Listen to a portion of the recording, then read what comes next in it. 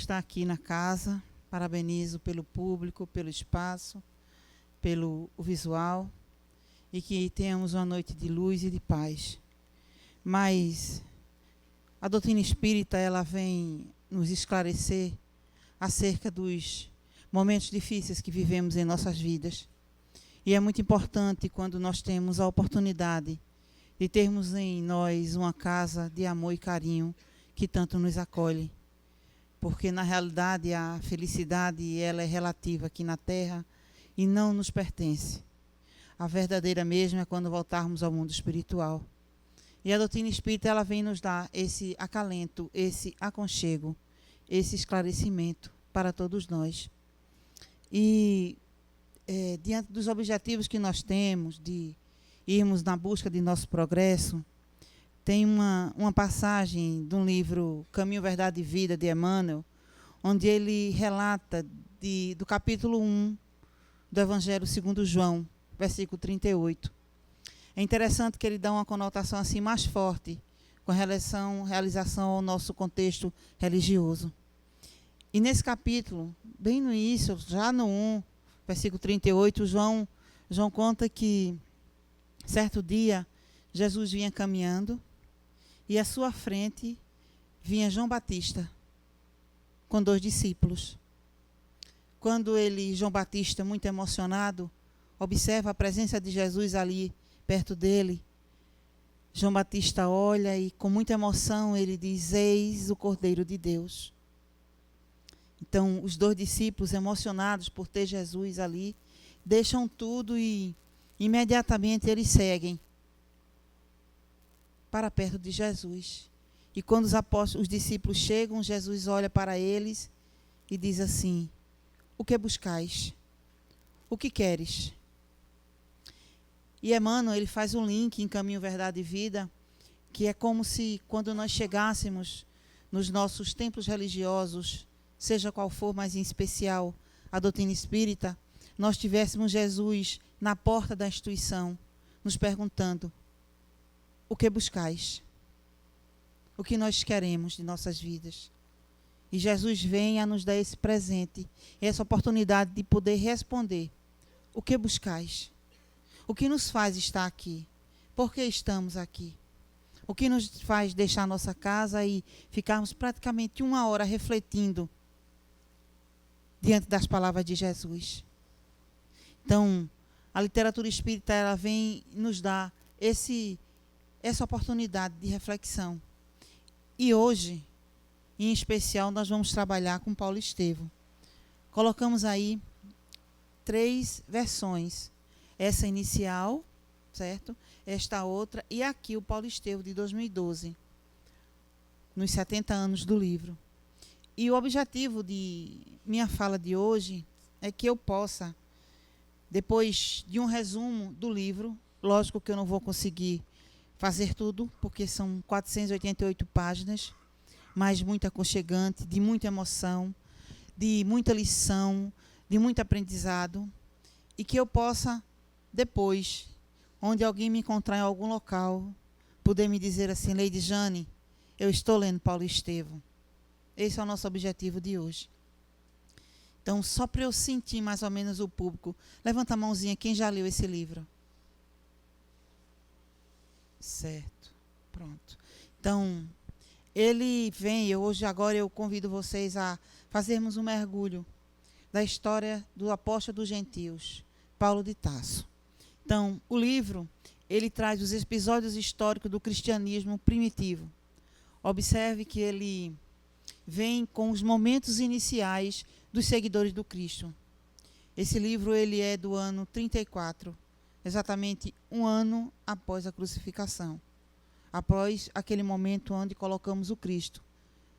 E este livro ele é de 1941. Chico Xavier ele tinha 31 anos e em 8 meses de muita emoção ele conseguiu finalizar a psicografia exatamente com as mensagens de Emmanuel. E eu andei lendo e disse que era um momento muito forte, porque Chico ele era levado ao local onde tudo acontecia. Ele não simplesmente ficava lá, tinha um desprendimento, e Chico vivia certo? Aqueles momentos onde ele conta justamente a biografia de Paulo de Tarso. E também aqui um CD que tem uma homenagem aos 70 anos, que é justamente de Haroldo Dutra. E o início dele, ele tem uma breve notícia de Emmanuel, onde ele nos diz: o convite ao ministério chega às vezes de maneira sutil, inesperadamente. A maioria, porém, resiste ao chamado generoso do Senhor. E muitas vezes somos chamados a seguirmos o Cristo, a trabalharmos em prol do bem de todos, a doarmos o nosso amor nas casas espíritas igual a esta. E muitas vezes dizemos assim para nós: eu não estou preparado, eu errei muito. Porque temos um tribunal muito forte em nós. Ele não está só aqui, ele está também aqui. E isso nos inibe de termos as atitudes, de participarmos de uma campanha do quilo, de participarmos, fazermos os cursos da casa, que eu estava vendo aqui, que fica tudo sendo mostrado para vocês, de doarmos o nosso tempo estudando para ser um passista, as obras de André Luiz, que eu vi aqui também que tem, a campanha do quilo, aqui tem campanha do quilo também, os quatro domingos, está vendo? Então, muitas vezes, o nosso juiz, que é muito severo, muito forte, não diz não. Então, hoje, nessa história, nessa biografia, a gente vai sentir que erramos, mas também podemos consertar. Então, o que é que ele traz para nós? Observem. O livro ele tem 2 partes, cada parte com 10 capítulos, certo? Exatamente esse livro daqui, né? A imagem. Então, na primeira parte, o livro relata a história de Saulo de Tarso até a estrada de Damasco, onde ele tem a sua conversão em Paulo de Tarso. E a segunda parte, ele desde a estrada de Damasco, exatamente até o seu desencarne. E é isso que nós vamos falar para vocês. Eu li esse livro em 2013, né? Muito me emocionou, porque, eu vou dizer a vocês, ele é um divisor de nossas vidas. Quem leu sabe disso. É muita emoção e tem hora que eu não aguentava e eu ficava chorando. E meu marido, ele dizia assim: você vai continuar a ler esse livro? Tenho que continuar, eu tenho que acabar. E eu chorava, porque tem hora que a gente não aguenta de emoção, não é verdade? Então é um livro muito emocionante e nos deixa grandes reflexões. O que eu vou trazer hoje são as partes mais importantes. Não temos como trazer o livro todo. Então, como é que o livro começa? Qual é a história? O que é que ele mostra para a gente? O que é que Emmanuel quer nos mostrar? Ele começa no ano 34, na cidade de Corinto, logo após, vamos dizer assim, imediatamente após a crucificação. E na época nós tínhamos o Império Romano comandado por Licínio Minúcio. E os judeus, eles viviam com medo até de andar nas ruas, não conseguiam falar com os soldados. Existia, assim, foi um período muito difícil, aquele trancar no coração dos judeus, porque eles tinham medo exatamente da morte. Período difícil. E nessa região nós tínhamos uma família, ela era composta por Iosebede, era um pai viúvo, e ele era um seguidor de Moisés, onde acreditava exatamente o Deus único. Olha que nós não estamos falando de Jerusalém, nós estamos falando de Corinto. Esse pai, ele tem um filho chamado Zesiel, de 25 anos, e uma filha chamada Abigail. Mas o que acontece? Existia uma diferença muito grande no tratar das pessoas que seguiram o Cristo. E na época, os romanos dominando, né, toda a região, eles começaram a confiscar as terras das pessoas. E quando eles confiscaram as terras, esse pai daqui, Iosebede, ele ficou muito revoltado, porque os romanos iam confiscar todas as suas terras. E nisso, no momento de desespero, ele comete um incêndio, e o incêndio, além de dominar todas as terras dele, que seriam confiscadas, também atingiu algumas terras justamente do Império Romano. Ele foi chamado, e nesse chamar dele, ele pensava que ia ter as suas terras restituídas, mas ele foi condenado. E no ato de condenar a prisão, ele teve um ataque muito forte, uma decepção muito forte, e chega a desencarnar. Nisso, os seus 2 filhos foram também culpados, Gesiel e Abigail, do cometimento do incêndio, mas Gesiel, ele é condenado às galeras. As galeras são aqueles navios imensos, né, onde nós, iguais a este daqui, onde as pessoas os homens que eram condenados, igual aos filmes que a gente assistia quando eram pequenininhos, os homens eles ficam aqui, certo? Remando, e passava a vida, e ele ali morria, eram atirados ao mar, e outros vinham exatamente presos. Então, quando uma pessoa era condenada a um local desse, era a certeza da morte. E ele foi condenado mediante a culpa do pai do incêndio. A sua irmã, Abigail, ela conseguiu uma ajuda de uma pessoa amiga e ela seguiu para Jerusalém. Então, os irmãos, mesmo vivos, ficaram separados. Mas se tinha esperança de um dia se reconhecerem e se encontrarem. Certa vez, no navio, onde todos sofriam muito, Gesiel, ele, como um conhecedor do Antigo Testamento, e que acreditava que o Messias ia chegar, até então ele não sabia que Jesus já tinha vindo e tinha sido crucificado. Gesiel trata as pessoas com amor, com carinho, e consegue, com a sua fala, transformar a tristeza das pessoas em momentos de alegria. Então ele ficou uma pessoa conhecida. Certa vez, numa dessas cidades que o navio visitava, entrou um romano político chamado Sérgio Paulo. E Sérgio Paulo tinha domínio ali na região. Quando ele chegou no navio, alguns dias depois, ele pegou uma doença, exatamente a peste. E a peste era assim: quem ficasse doente no navio, para não atingir todas as pessoas, ele era jogado ao mar vivo. Só que ele, um romano, isso não poderia acontecer. Uma pessoa de nome na região, um político de grandes posses. Então, o administrador do navio solicitou que Gesiel ficasse cuidando de Sérgio Paulo. Gesiel, muito seguidor da mensagem que o Messias chegava e do Deus único, um magnetismo muito forte, ele conseguiu, com o seu magnetismo e com os cuidados também do remédio, conseguiu restabelecer a saúde exatamente de Sérgio Paulo. Ninguém queria ficar, porque sabia que se pegasse a peste, seria atirado exatamente ao mar. Então, nesse convívio, ele adoeceu também, e dessa forma ficou já diferente. Sérgio Paulo estava com saúde, certo? E ele estava doente. Foi quando o administrador disse: então, agora vamos pegar Gesiel e jogar ao mar. Sérgio Paulo não acreditou, disse: não podemos fazer isso. Precisamos salvar esse rapaz. Então, o que é que ele decide? O que é que ele faz? O que aconteceu com Gesiel? Qual é a história dele? Então, Gesiel, ele conseguiu, com a ajuda de Sérgio Paulo, um bote, colocar o Gesiel lá e seguiram para Jerusalém, deixaram o Gesiel em Jerusalém e voltaram.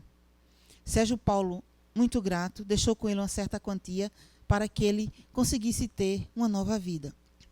Mesmo doente, pelo menos ele não morreria e não foi atirado ao mar.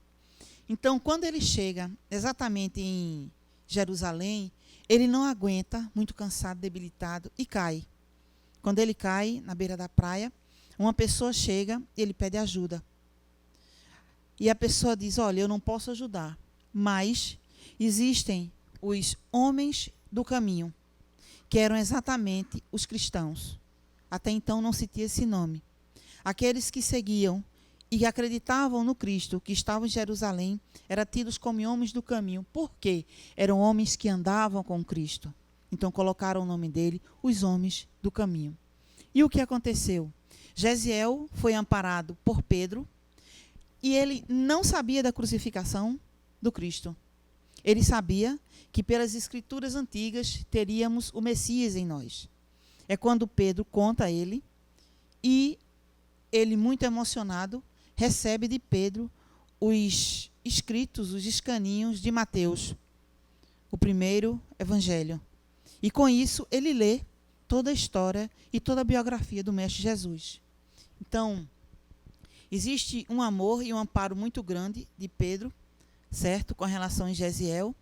E quando Cristo foi crucificado em Jerusalém, Pedro, Tiago, João e Filipe, eles abriram a Casa do Caminho, um galpão imenso, onde ali as pessoas iam, as mães desamparadas, os filhos órfãos, os velhinhos doentes, as pessoas com fome, e todos que precisavam de ajuda seguiam aqueles homens, que eram os homens do caminho, os homens do Cristo.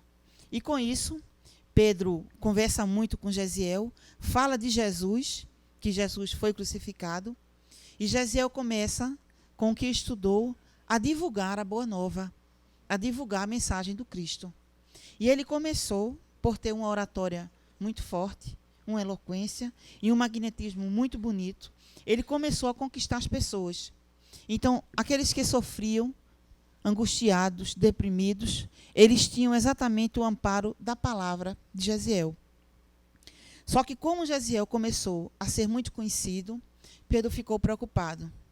E disse: Gesiel, se descobrirem que você não foi atirado ao mar, e se alguém te tirou do navio, das galeras, pode ser que te prejudique.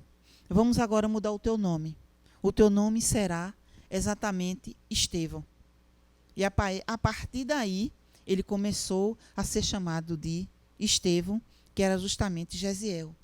E quando ele conversava com Pedro, ele sentia muita saudade de sua irmã, falava muito de Abigail, da sua família, dos seus pais, mas ele não tinha certeza que um dia poderia encontrar a sua irmã amada. A sua mãe já era desencarnada, o seu pai desencarnou diante dos guardas de Roma, né? E a sua irmã partiu para um local que ele não sabia. Então, o que aconteceu com Gesiel? Que agora é Estevão. O livro agora vai para Jerusalém, exatamente em 35. Observe que Gesiel chegou em Jerusalém em 34. Um ano depois, o livro segue e ele fala exatamente de Saulo de Tarso. Na época, o nome da pessoa era seguido da cidade de onde a pessoa vinha. E Saulo era de Tarso. Por isso, um tecelão de posses. Aí o livro nos diz: um homem rico, 30 anos, vaidoso, orgulhoso, uma boa oratória, fariseu, os fariseus totalmente seguidores de Moisés, que não admitiam de forma alguma que pudesse existir um simples carpinteiro e que este carpinteiro tinha voz maior do que Moisés. Um doutor da lei, cidadão romano e seguidor totalmente. Só que o que é que Saulo de Tarso tinha de diferente? Quando o pai de Abigail faleceu, ela foi procurar uma amiga de sua mãe, e a amiga de sua mãe, com medo também que os soldados romanos matassem Abigail, eles se mudaram exatamente para Jerusalém. Quando eles chegam em Jerusalém, Saulo de Tarso conhece Abigail. E ele fica apaixonado por ela. E aí surge um lindo amor, um lindo romance. Mas, em todas as suas conversas, Abigail falava que um dia queria que Saulo do Tarso pudesse encontrar o seu irmão, Gesiel, e que ele pudesse salvá-lo, para que ela pudesse ter o amor de seu irmão novamente em seus braços. E Saulo promete a ela que quando encontrasse Gesiel, faria tudo para que ele vivesse ao seu lado. Mas Saulo tinha uma dificuldade muito grande. Ele odiava os seguidores do Cristo. Ele não permitia que sequer falassem no Nazareno, um simples carpinteiro. E que não podia o amor dele vencer tudo que Moisés conquistou e ajudou a humanidade. Pois Moisés era exatamente o cume do progresso da humanidade. E um simples carpinteiro não podia, com o seu amor, com sua palavra, conquistar tantas pessoas. E existia uma guerra muito grande na época entre o povo que acreditava na palavra unicamente de Moisés e aqueles que acreditavam no amor, né, do Nazareno. Então, o que aconteceu? 35. Estevão começou a fazer as suas pregações. E Estevão dizia: Moisés foi a porta e o Cristo é a chave. Observem. Moisés é a justiça pela revelação, mas o Cristo é o amor vivo e permanente. O Cristo está com todos nós. Ele viveu com Cristo, não, mas ele aprendeu com o apóstolo Pedro. E diante de todas as leituras que ele fazia dos pergaminhos de Levi, que era justamente Mateus. E com isso a multidão seguia.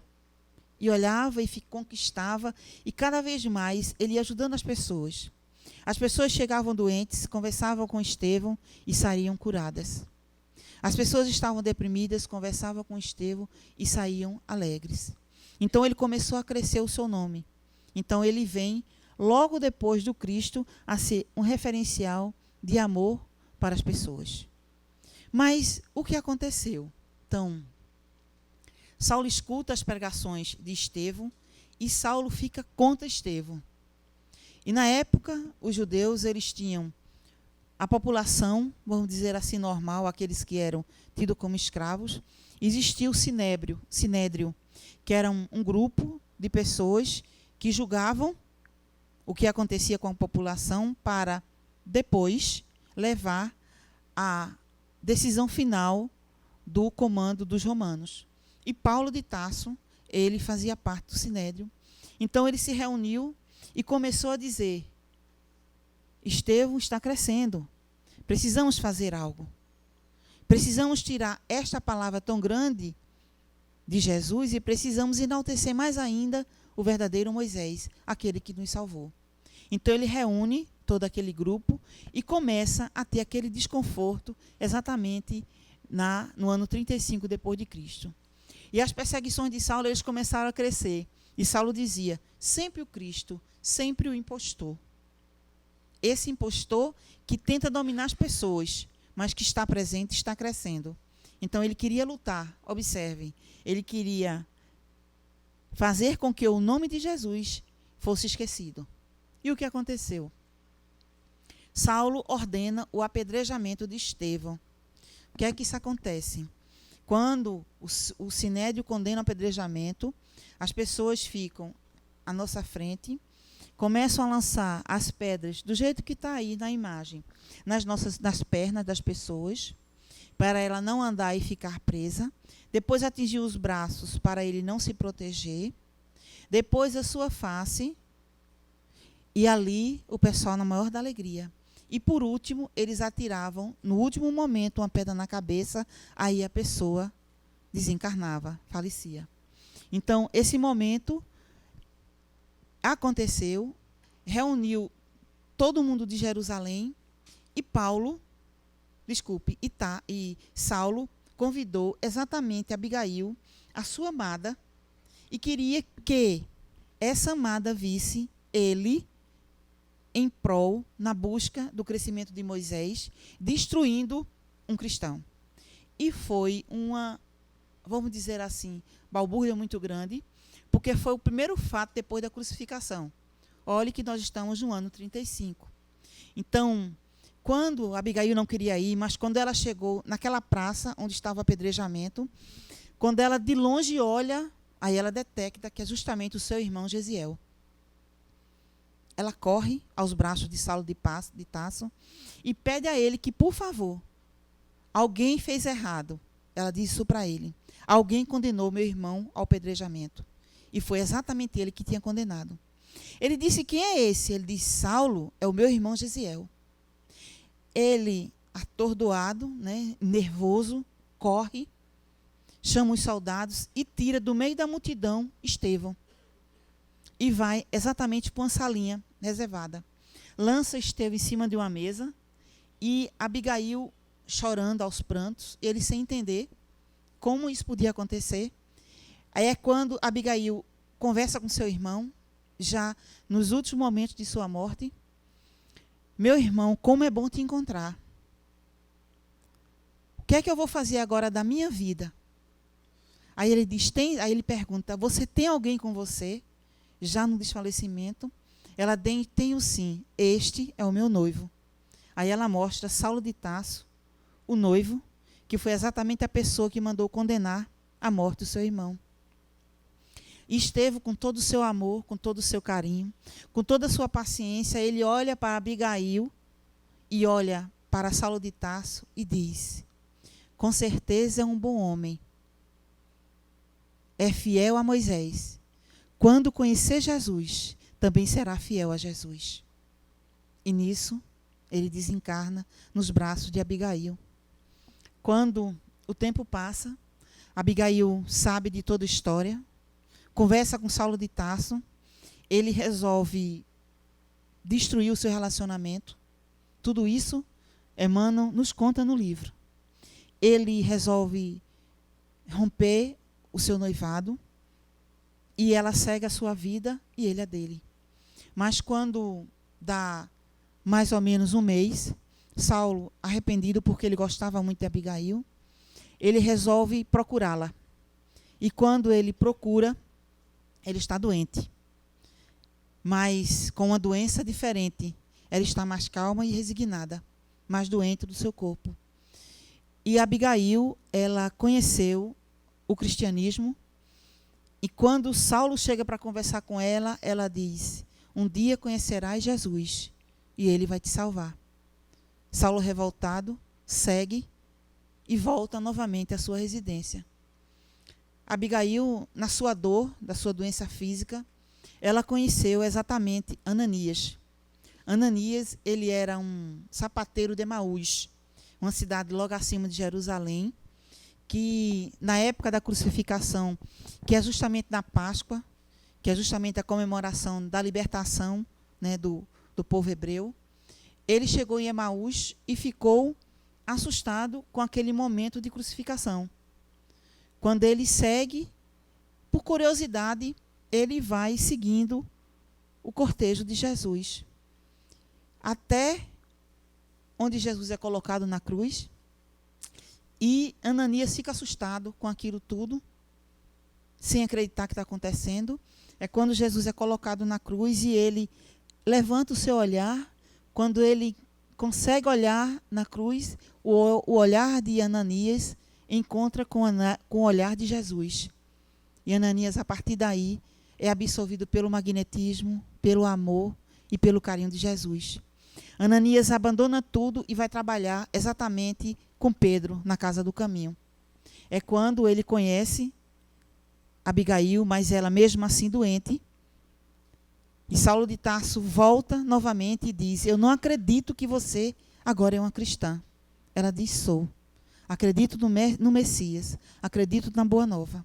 E Abigail, nesse momento, desencarna nos braços de Saulo de Tarso. Ele fica revoltado, né, e pergunta à sua família, a família de Abigail: quem converteu? Quem foi essa magia? Porque diziam na época também que eram feiticeiros, eram pessoas que tinham, diz assim no livro, sortilégios. Conseguiam enganar as pessoas com as palavras de Jesus. É quando contam a ele de Ananias. Ele, revoltado, e diz: vou matar Ananias. E procura saber onde Ananias se encontra. Triste e revoltado com a morte de Abigail, ele vai e sabe que Ananias está na cidade de Damasco. E agora? Então, é quando nós chegamos no capítulo 10, que é no caminho de Damasco. Saulo chama 2 soldados e segue para Damasco. Quando ele é o capítulo mais emocionante e mais bonito do livro. Exatamente quando Saulo de Tarso, ele tem o seu despertar em frente à cidade de Damasco. Então, ele vem no seu cavalo, numa imagem semelhante a essa. Então, ele sente-se mal, né, uma tontura, e com isso, ele fecha os olhos e, ofuscado por um clarão muito forte, ele cai do cavalo exatamente dessa forma. Então, quando ele cai e fica tateando, né, cego, ele escuta: Saulo, Saulo, por que me persegues? E ele pergunta: quem sois vós, Senhor? E ele tem a resposta: eu sou Jesus. Então Jesus vem ao encontro de Saulo de Tarso, e ele, com muita dor, sem enxergar, cego, desesperado, não sabe mais o que faça da vida, porque ele tinha a energia de Jesus nele. ele sabia que era o Messias. Ele sentia. E no desespero, no momento onde ele pergunta quem é, e tem a resposta que é o Mestre Jesus, aí nós temos Saulo chora, envergonhado, e perde a visão. E ele sentia e sabia que aquele era o Messias. E que tudo que ele viveu em sua vida estava errado. Porque a boa nova chegou em seu coração. Nesse momento de desespero, vem a grande pergunta: Senhor, que queres que eu faça? Senhor, que queres que eu faça? Então Jesus diz: levanta-te, Saulo, segue na cidade e lá te será dito o que te convém fazer. Então, nesse momento, ele acredita, dispensa os soldados e segue com um soldado só, que era mais amigo seu, andando para Damasco. Depois dessa grande pergunta: Senhor, que queres que eu faça? E o que acontece com ele? Chegamos então, ele fica 3 dias ainda cego. Conseguiu uma hospedaria bem simples e lá ele ficou. Porque foi procurar os amigos e ninguém acreditava, porque ele começou, mesmo cego, a falar do Mestre Jesus. Então aquilo, Saulo de Tarso, um fariseu, um doutor da lei, falar que Jesus é a luz, como poderia?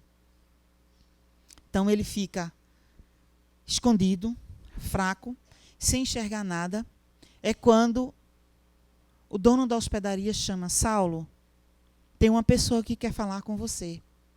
Então, a pessoa entra e ele pergunta quem é. Quem sois vós? Aí ele responde: Ananias, vem ao socorro de Tarso. É quando Ananias chega e diz: Jesus mandou-me justamente para que tivesses de novo o dom da vista.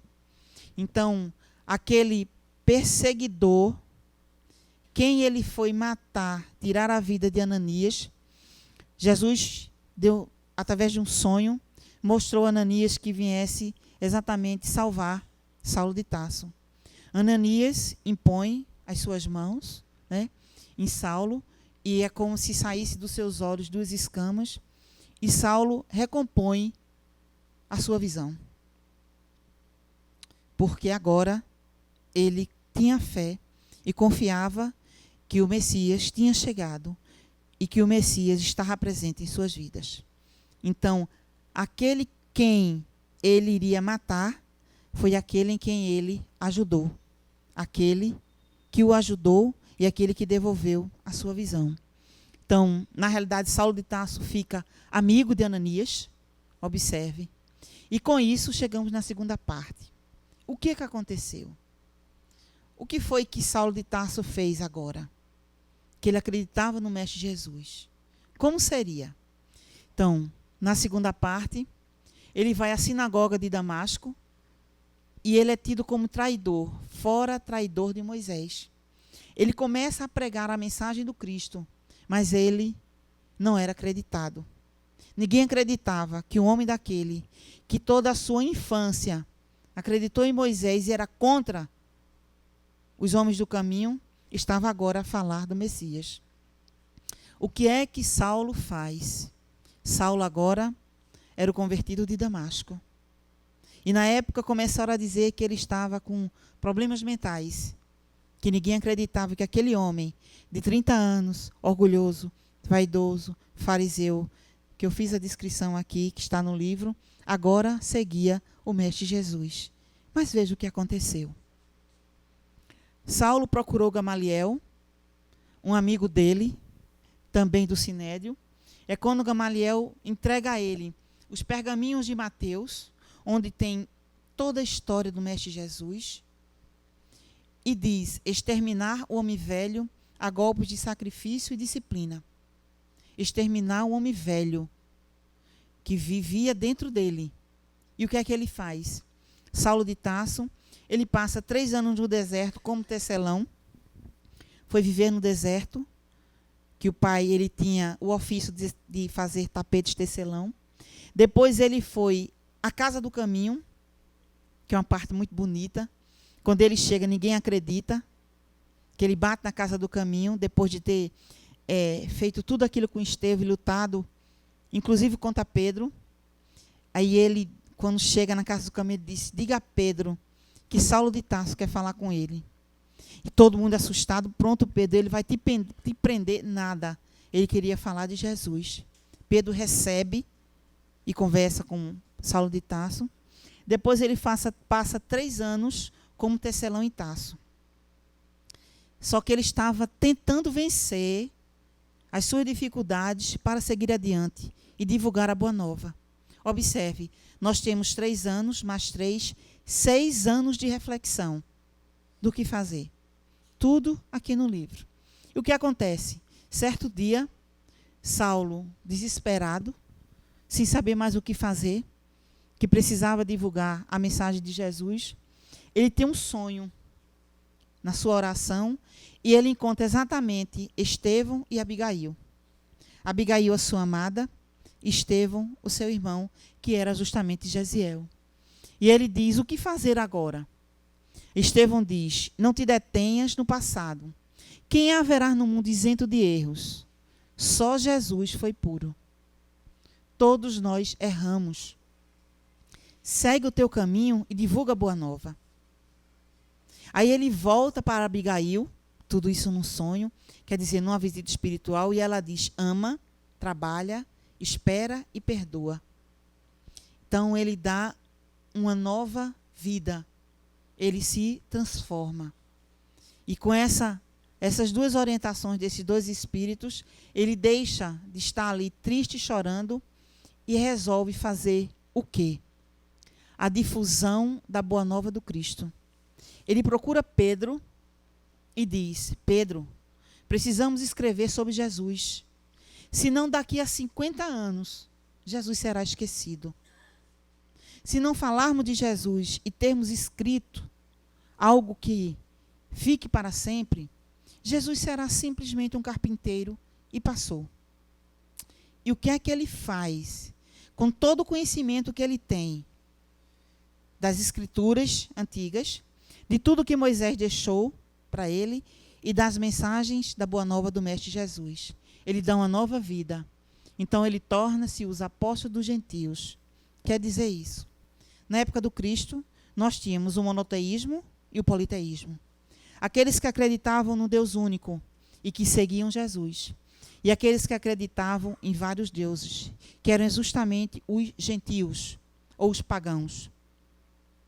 Na época do Cristo, os apóstolos cuidavam daqueles que acreditavam que a palavra chegava. Na época agora de Saulo, ele ia trabalhar com os gentios. É quando ele diz a Pedro: Pedro, eu vou buscar aqueles que não sabem ainda de Jesus. E ele começa na sua peregrinação. Em cada local que ele vai, ele cria uma igreja. Seja na casa humilde de uma viúva, seja num local maior, seja num local abandonado. E ele começa Corintos, Neopafos, Antioquia, Listra, Perge, Atenas. Todos esses lugares ele ia criando, organizava, deixava os pergaminhos, a mensagem do Cristo, e andava e ia para outra. E assim ele começou a ter inúmeras igrejas. Mas o que aconteceu? Quando ele ia falar, ele dizia o seu nome, Saulo de Tarso. Aí todo mundo: é o fariseu. E ele começa a descrever, Emmanuel descreve, aqui uma caminhada igual a esta, todos os lugares. E alguns detalhes eu trouxe para vocês. Em Neopafos é onde ele decide que o seu nome sai de Saulo para Paulo. Exatamente numa homenagem a Sérgio Paulo, aquele homem que libertou Gesiel e que foi Estevão. Então, ele não falava mais como Saulo de Tarso, o fariseu rude. Ele agora falava como Paulo de Tarso. Mostra aqui em Listra o apedrejamento. Quando ele começa a falar de Jesus, ele também é condenado. É quando ele sente a dor das pedras em seu corpo, igual ele ordenou que fizessem com Estevão. O livro conta também uma parte muito emocionante em Éfeso, onde ele encontra aqui Maria de Nazaré, a fofinha. Eu digo assim porque Emmanuel conta que Paulo estava com a multidão, um povo assim imenso, né, divulgando a boa nova. E quando ele olha, de repente a multidão vai abrindo o caminho e ele fica, quem é que vem? Quem será? Aí ele faz a descrição. Aí quando eu olho aquela senhora pequenininha, mas de uma energia imensa, é quando vem e Maria de Nazaré chega. É quando ele pega a mãozinha de Maria de Nazaré, ele dá um beijo na mão de Maria de Nazaré. Essa parte foi quando meu esposo disse, pare de chorar, e eu chorava bastante, porque é muito emocionante. Depois ele narra no livro também, quando ele encontra Lucas, o evangelista. Lucas era um médico que ficou encantado com as palavras de Saulo de Tarso. Aí é quando ele conversa com Saulo e diz, Saulo, homens do caminho, você encontra em todo canto, todos caminham. Mas um seguidor do Cristo a gente não encontra. Então, a partir desse momento, com a orientação de Lucas, os homens do caminho deixaram de ser homens do caminho para ser os cristãos. Aí surge na humanidade a palavra cristianismo. Aqueles que seguem o Cristo. Vem justamente de uma reunião e de uma sugestão de Lucas e que foi bem aceita por Pedro, por João, por Tiago. Então não eram mais os homens do caminho, eram os homens do Cristo, eram justamente os cristãos. Conta também em Atenas, onde ele queria muito ir, onde ele falava de Jesus, mas ele foi considerado um homem louco, e que na praça ele recebeu muitos sorrisos das pessoas, dizendo que não acreditava, que ele estava sem o seu juízo mais, é o termo que Emmanuel utiliza, né? E aí, Paulo de Tarso, com o tempo e depois de todas as igrejas que ele fundou, ele está cansado e envelhecido. Então, ele não tinha mais força para andar, igual essa figura que eu passei. Ele agora não sabia o que fazer, algo machucava muito, porque ele pensava, então a palavra do Cristo não vai acontecer mais. Vão esquecer Jesus. E ele não tinha mais condições de visitar cada igreja que ele fundou. Então, no momento de desespero, ele para e faz uma oração e recebe a seguinte orientação de Jesus. Saulo, escreva para todos usando o conteúdo espiritual do seu verbo, da sua exemplificação, da sua vida. Não temas, prossegue ensinando a verdade, e não te cales, porque estou contigo. Daí surgem exatamente as cartas ou as epístolas de Paulo de Tarso. Então ele começa a escrever exatamente para as igrejas onde ele fundou. E até hoje nós temos. A mensagem do Cristo deixa de estar ali em Jerusalém e segue até a humanidade, até hoje, onde nós temos as epístolas ou as cartas de Paulo de Tarso. Só que ele, envelhecido, ele sofre um martírio em Jerusalém e Paulo de Tarso, ele é apedrejado no mesmo local onde ele mandou apedrejar Estevão, 20 anos depois. E ali ele sente a dor, a angústia e a tristeza, mas firme, seguindo a mensagem do Cristo. Consegue, por ser um cidadão romano, ele consegue não finalizar o apedrejamento, não morrer, e aí ele é preso. Antes da prisão, ele se encontra com Lucas e diz, Lucas, faz o seguinte, procura Maria de Nazaré, escuta tudo que ela sabe de Jesus e escreva o evangelho. Aí nós temos Mateus, Marcos, Lucas, o terceiro evangelho, segundo São Lucas, que é o evangelho com a orientação de Paulo de Tarso. Lucas escreveu a biografia de Jesus contada por Maria de Nazaré. E aí, ele é preso, e quando as pessoas falavam que ele era preso, ele é tido como, é quando ele diz que eu sou o prisioneiro do Cristo, e não o prisioneiro do homem. Porque mesmo na prisão, ele escreve e continua as suas cartas. Paulo é preso, julgado e libertado. É onde ele escreve a Epístola aos Hebreus. E ele segue para a Espanha. Quando ele segue para a Espanha, depois ele tem uma notícia e ele é chamado porque João, ele tinha sido preso, João Evangelista, e precisava da ajuda de Paulo de Tarso. Quando ele volta para Roma, nós já estamos no ano 64 depois de Cristo, um período muito difícil. As carnificinas começaram a crescer mais. O circo de Nero, os cristãos eram atirados aos leões, que passavam vários dias sem comer, eram comidos. Os cristãos também, eles eram lançados em barris de óleo quente, e o restante dos seus corpos eram jogados no mar.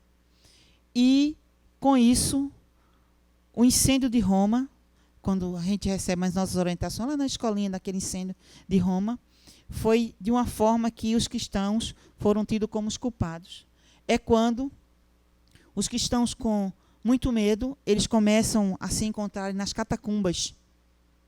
E Saulo começa a pregar nas catacumbas, diante de todo o sofrimento que a humanidade estava passando. Só que Paulo foi preso numa dessas pregações, e ele desencarna com um golpe de espada em sua garganta.